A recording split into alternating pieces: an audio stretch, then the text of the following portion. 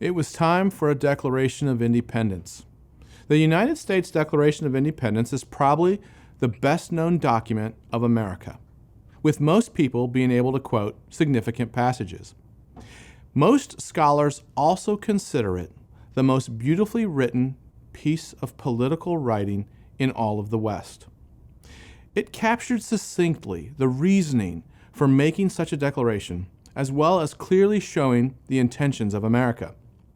Now, as we saw, the Second Continental Congress understood that the only way they were going to be able to get foreign help was if they declared their independence. After all, France had colonies, Spain had colonies. There's no way that they would interfere with a colonial war. This was just a minor civil war.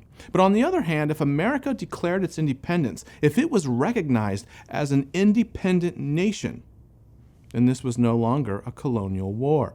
A Declaration of Independence was necessary internationally. As we also saw, Thomas Paine's common sense had convinced most Americans it was time for independence. You could not reform the British Empire. You needed to separate from the British Empire.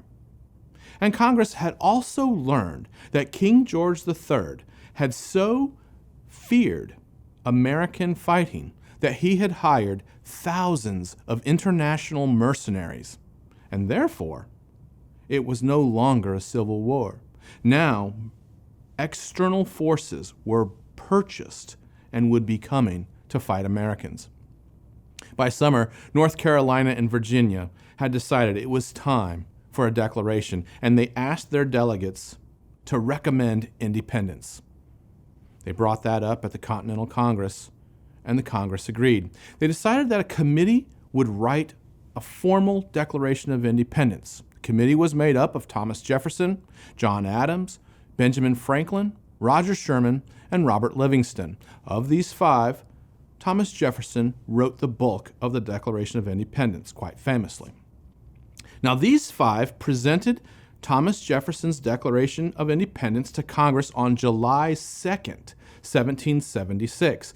Congress voted that day that it would be independent. And that day, they declared the United States of America. So really, July 2nd is the birthday of America. Famously, John Adams wrote to his wife Abigail that night, and he said, "The second day of July 1776 will be the most memorable epoch in the history of America. I am apt to believe that it will be celebrated by succeeding generations as the great anniversary festival. It ought to be commemorated as the day of deliverance by solemn acts of devotion to God Almighty. It ought to be solemnized with pomp and parade, with shows and games and sports and guns and bells and bonfires and illuminations from one end of the continent to the other, from this time forward forevermore." So to him, July 2nd would be the day of remembrance. There would be parades and illuminations, or fireworks as we call them today. He was close. The Pennsylvania Evening Post also published on July 2nd. This day, the Continental Congress declared the United States free and independent states. So the 2nd of July was almost the birthday. However, on July 4th, Congress, having looked over Thomas Jefferson's document, voted to accept that document as the official Declaration of Independence. And so, July 4th became the birthday of America. Several copies of the Declaration of Independence were printed in Philadelphia and distributed quite widely. Washington received his on July 9th and had it read to his troops. Britain got word of the Declaration in August. Meanwhile, in Philadelphia, church bells rang far and wide, including the Liberty Bell.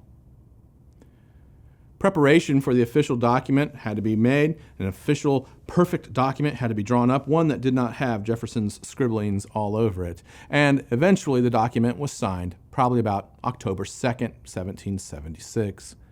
My main point in discussing this initial part of the Declaration of Independence is that it took quite some time for the delegates to decide on exactly the wording. But when they did, they all unanimously agreed the United States would emerge.